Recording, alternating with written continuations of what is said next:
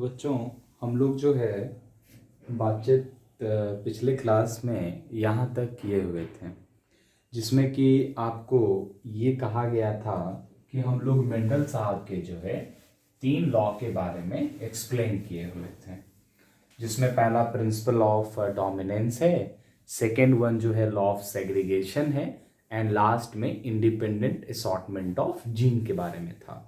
और वहीं पे हम लोग पढ़े भी थे कि नेक्स्ट क्लास में जो है वो ब्लड ग्रुप्स के बारे में हम लोग पढ़ेंगे। तो ब्लड ग्रुप्स की जो बात है वो स्टार्ट होती है मल्टीपल एलिल से। अब ये क्या है सर? तो देखिए, हम लोग सबसे पहले उसी को ध्यान देंगे कि सर मल्टीपल एलिल्स जो है वो क्या है। तो बार बार कहते हैं आपको कि बायो रटने की चीज नहीं है, टर्म्स पे ध्यान दीजिए थोड़ा सा। तो मल्टीपल वर्ड का जो मतलब है वो होता है मोर देन वन। ठीक है। एलिल हम लोग जानते ही हैं कि sir various form of gene, various form of a gene called alleles, यानी कि एक जीन के जो अलग अलग फॉर्म हमें देखने को मिलते हैं उसी को हम लोग एलिल्स कहते हैं। तो सर इसमें क्या डिफरेंस है? तो देखिए, अभी तक हम लोग क्या पढ़े हैं कि सर एक जीन में कितने एलिल्स देखने को मिलते हैं? 2। हम लोग ये जानते हैं और हम आपको पढ़ा के रखे हुए चीज। अब देखिए, लेकिन यहां पे क्या होगा कि when more than two allele determine for a single gene called multiple alleles।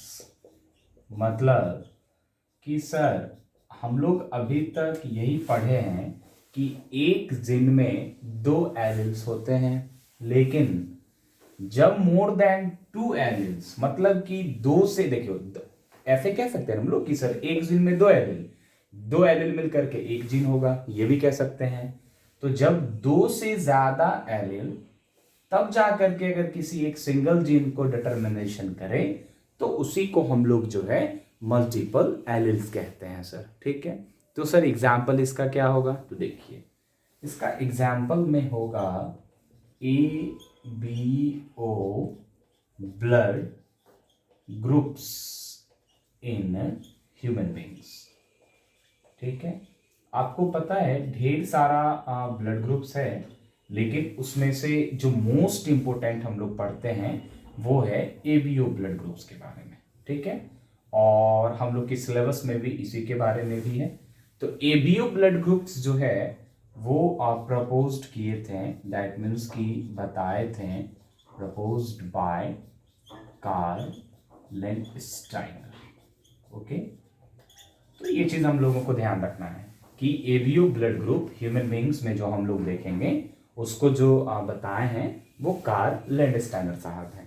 तो इसमें सर आप कैसे बताइएगा कि ABO ब्लड ग्रुप जो है वो मल्टीपल एलिल है? सर हम आपको बता रहे हैं, देखिए।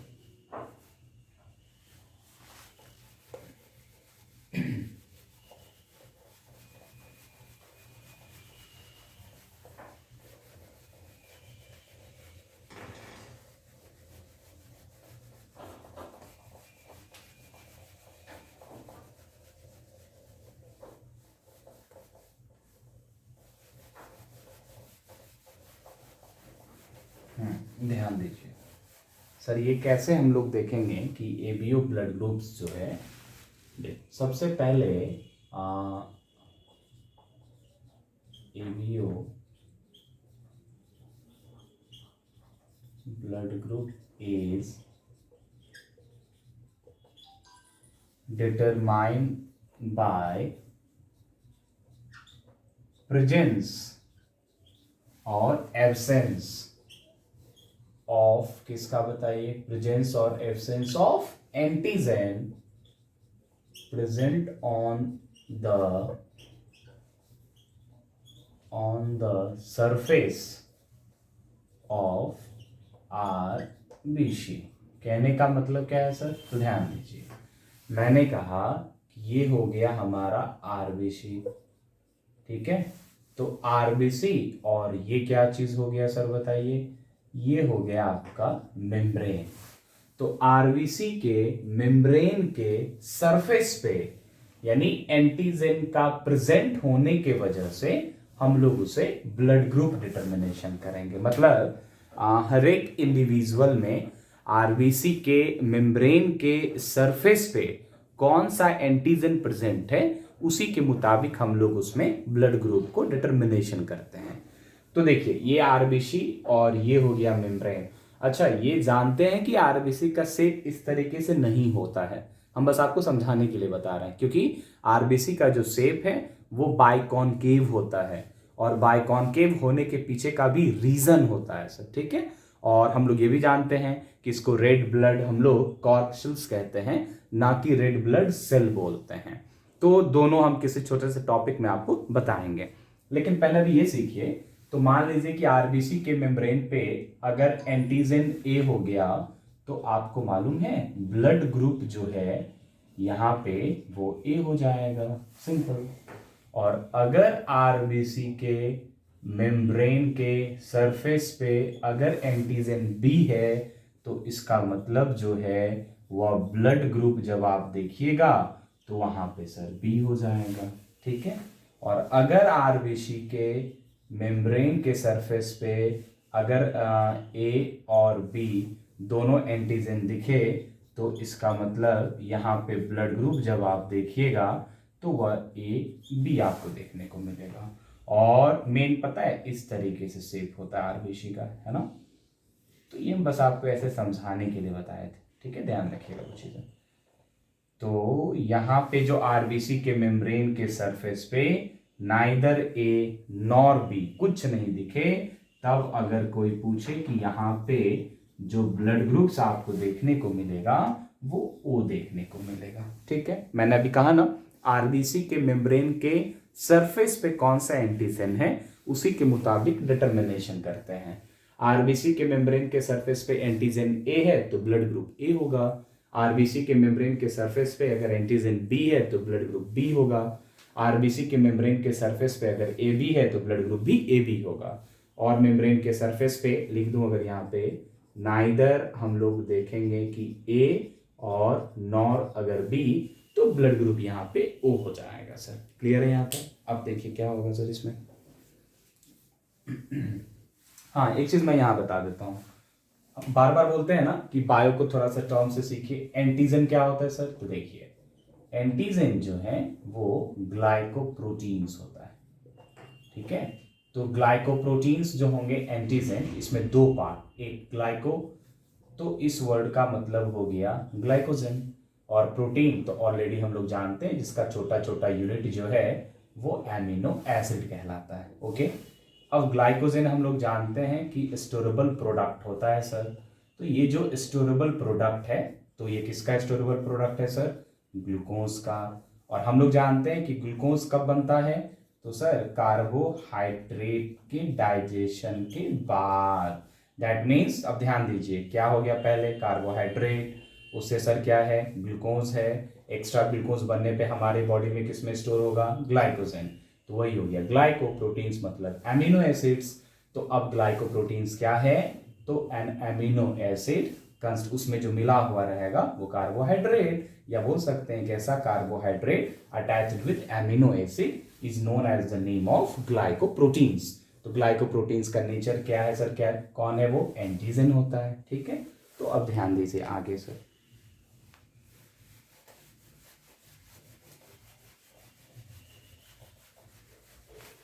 अब हम लोग यहाँ तक जान चुके हैं कि सर एंटीजन का नेचर ग्लाइकोप्रोटीन्स होगा। अच्छे से इसमें आपको बता भी दिए हैं कि ग्लाइकोप्रोटीन्स किस तरीके से और कैसे आप याद रखिएगा, वो चीज़ें ध्यान में रखनी है, ठीक है। अब देखिए आप यहाँ पे अच्छे से,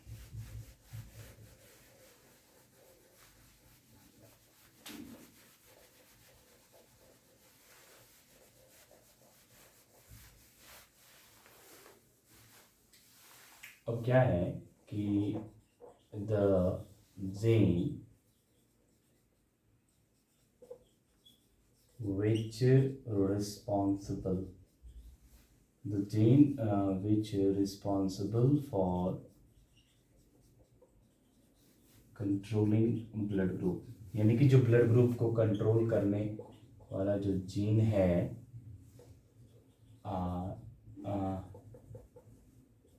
is determined by I, ठीक है। तो I से हम लोग उसे रिप्रेजेंटेशन करते हैं, यानी जैसे हम आपको बताए थे ना कि अगर हम लोग अपने बॉडी में हाइट के लिए देखेंगे तो मान के चलते हैं T ले लेंगे सर। उसी तरीके से जब ब्लड ग्रुप के लिए अगर पूछे कि कौन सा कंट्रोलिंग जीन है तो हम लोग जवाब दे देंगे सर यहाँ पे I हो जाएगा। तो सर उस केस में हम लोग देखेंगे कि इसमें कितने तरीके से हमको देखने को मिलेगा और कितने टाइप से जो है हम उसे लिख सकते हैं। तो ध्यान दीजिए sir, the antigen present on I gene on the basis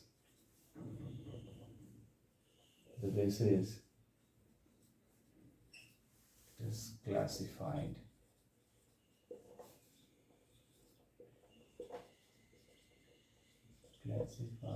which as follows। देखिए यहाँ पे सर, यानी कि इसमें लिखे है ना कि जो एंटीजन प्रेजेंट होता है आई जीन पे उसके मुताबिक जो इसे क्लासिफिकेशन की गई है वो इस प्रकार है। जैसे हम लोग आई ए कहते हैं, एक आई बी भी लिखते हैं एंड स्मॉल आई भी लिखते हैं। तो याद है टॉपिक का नाम मैंने स्टार्टिंग में कहा था कि जो मल्टीपल एलिल, अब क्या होता है सर मल्टीपल एलिल, तो सिखाए थे एक जीन के लिए 2 एलिल, लेकिन जब 2 से ज्यादा एलिल मिल करके किसी एक कैरेक्टर या जीन को जब कंट्रोल करे तो that is known as the name of multiple allele. आप गौर से देखिए, पहला, ये दूसरा और ये हो गया सर यहाँ पे तीसरा, है ना। तो 3 तरीके का हो गया, तो इसका मतलब ये जो है हमारा मल्टीपल एलिल्स हो गए सर, ठीक है।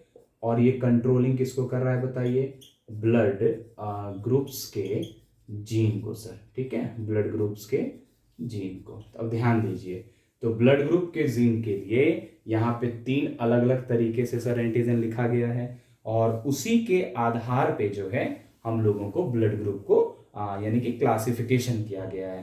तो सर ये आई ए से क्या समझेंगे, आई बी से क्या पता चलेगा, स्मॉल आई से क्या होगा, वो चीज हम आपको यहाँ पे बता रहे हैं, ध्यान दीजिए।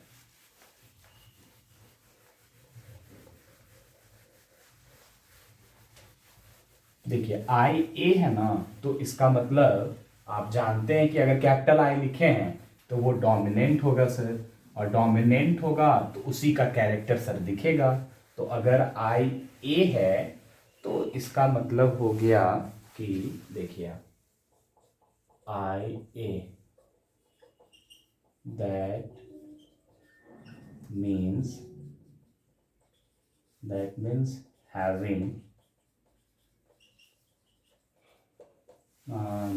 having information for antigen A, जिसके पास एंटीजन ए के लिए इंफॉर्मेशन हो, ठीक है।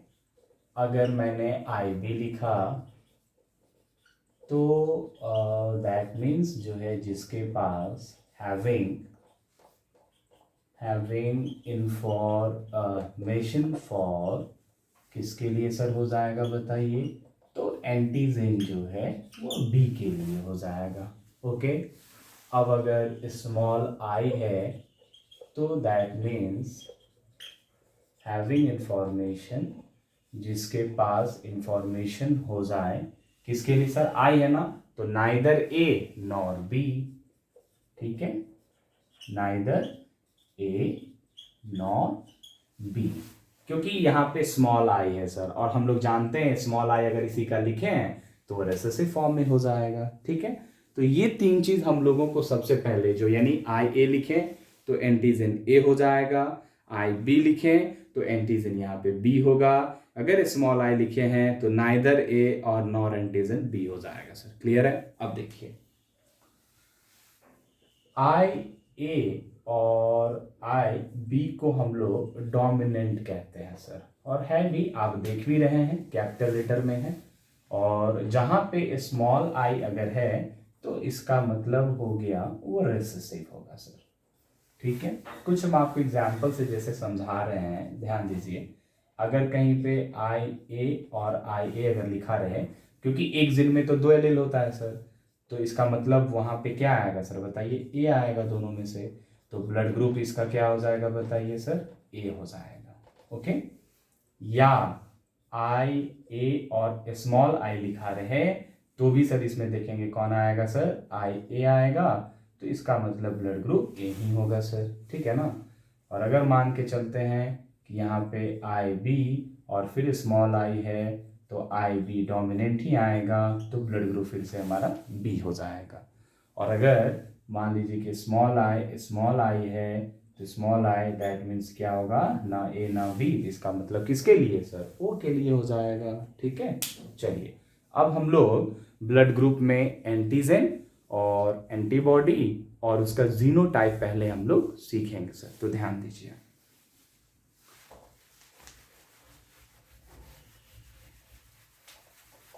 ये चीज हम लोगों को ध्यान से याद रखना है यहाँ पे।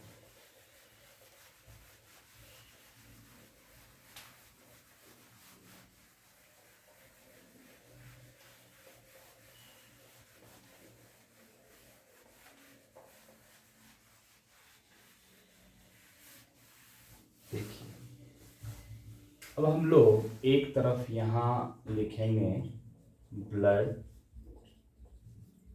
ग्रुप्स के बारे में। यहाँ क्या लिखेंगे? एंटीजन हो जाएगा, यहाँ पे एंटीबॉडी हो जाएगा, और यहाँ पे जो है हम लोग उसे जीनोटाइप लिख लेंगे। ठीक है, ध्यान रखिएगा सर। और आपको पता है कि हमारे या किसी भी इंडिविजुअल में जो ब्लड ग्रुप है उसमें टोटल दो ही थिंग्स होते हैं। ठीक है, अभी हम आपको बता रहे होंगे सर टोटल दो थिंग्स कैसे होते हैं, तो आप हो सकता है नहीं समझ पा रहे हो, लेकिन हम आपको ये जब लिख लेंगे आपको यहाँ पे दिखाएंगे कि टोटल जो है कैसे दो ही थिंग्स होंगे। मतलब कि देखो एंटीजन और एंटीबॉडी को जब दोनों को ऐड कर लिया जाएगा तो दो ही थिंग्स आपको दिखेंगे। ठीक है, तो देखिए आप मान लो जिनका ब्लड ग्रुप ए है तो क्या सिखाए थे? आरबीसी के मेम्ब्रेन के सरफेस पे एंटीजन ए रहा होगा तभी उनका ब्लड ग्रुप ए होगा सर।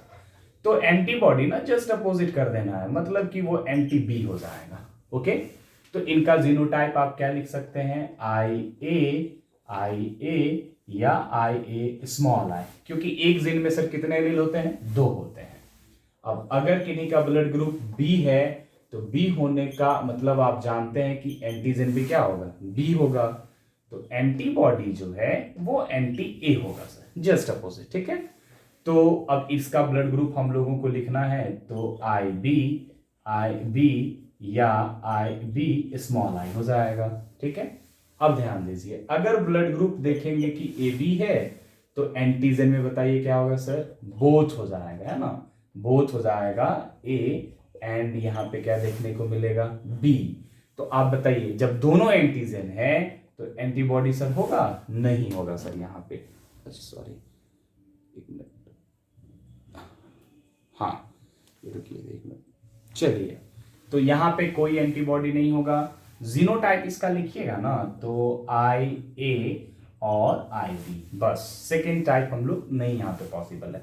देखो इसको याद रखना ना, ऐसे समझ लीजिए जैसे हम लोग कहते हैं ना कि एक महीने में दो तलवार नहीं रह सकती है। मान लीजिए कि अगर सांप भी मान लो कि अगर कोई रखे हुए हैं और नेवला भी रखे हुए हैं सर, तो बड़ी परेशानी और कठिनाई हो जाएगी उस सिचुएशन में।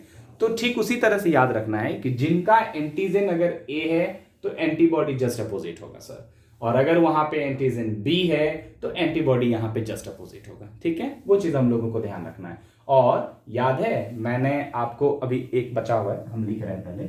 देखिए ब्लड ग्रुप ओ हो गया बाबू, तो एंटीजन क्या होगा? यहाँ पे कोई होगा? नहीं होगा। नाइदर ए और नॉर बी हो जाएगा। तो एंटीबॉडी अब की बार क्या होगा सर, दोनों हो जाएगा। यानी यहां पे याद रखना है कि बोथ एंटी ए और एंटी बी दोनों हो जाएगा सर इस सिचुएशन में। ठीक है, तो फिर जीनोटाइप अगर लिखिएगा तो एंटीजन तो है ही नहीं सर इसमें, तो 2 स्मॉल आई लिख लेंगे। ठीक है, मैंने आपको कहा था ना कि हमेशा कितने थिंग्स देखने को मिलेगा, 2। आप ध्यान दीजिए गौर से। अगर हम ब्लड ग्रुप ए लेते हैं, ध्यान से देखिएगा अच्छे से, ब्लड ग्रुप हम लोग ए लिए, तो देखो इसमें एंटीजन कितना है सर बताइए। तो एंटीजन अगर आप लिखिएगा तो ए हो जाएगा। एंटीबॉडी जब आप लिखिएगा तो ध्यान दीजिए गौर से सर, एंटीबॉडी जब आप देखेंगे तो एंटीबी हो गया।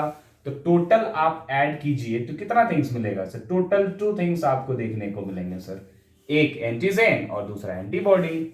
अब आप बोलिएगा कि सर ए बी को बताइए, तो देख लीजिए यहां पे दोनों एंटीजन ही है, तो 2 हो गया ना फिर भी। अब ओ को देखिए, एंटीजन है, एक भी नहीं है, लेकिन सर एंटीबॉडी देखिए दोनों है ना। तो इसीलिए मैंने कहा कि हमेशा जो है ब्लड ग्रुप में आपको 2 ही थिंग्स जो है वो देखने को मिलेगा सर। कोई दिक्कत यहां तक, ये चीजें हम लोगों को ध्यान में रखना है। और इससे जब हम लोग क्रॉस बनाएंगे तो आपको ये चीजें मेमोराइज करके रखनी पड़ेगी सर। ठीक है, जीनोटाइप इसमें सिंपल है, देखिए एंटीजन के मुताबिक लिखना है। एंटीजन क्या है, ए, तो आई ए, एक जिन में 2 एलील, दोनों डोमिनेंट है। अच्छा आपको पता है ये क्या होगा सर, ये आप लोग कमेंट में करके बताइएगा, मतलब ये होमोजाइगस है या फिर हेटेरोजाइगस है। ओके, अब ये भी सर आप लोग सोच के बताइएगा कि ये क्या होगा, होमोजाइगस है या फिर हेटेरोजाइगस है। उसी तरह से एंटीजन डी है, तो यहां पे भी देखिए हम आपको लिख दिए है ना, ये आई बी और आई बी दोनों डोमिनेंट स्ट्रक्चर में है, एक डोमिनेंट और एक रिसेसिव है सर। यहाँ पे दोनों एंटीजन है, तो मैंने आई ए आई बी लिखे हुए हैं। यहाँ दोनों में से कोई एंटीजन नहीं है, तो दोनों स्मॉल आई हो जाएगा सर। ठीक है, तो आज के क्लास में हम लोग यहीं तक पढ़ेंगे, और नेक्स्ट क्लास में जो है हम आपको इससे रिलेटेड क्वेश्चंस बनाना जो है सिखाएंगे। Thank you.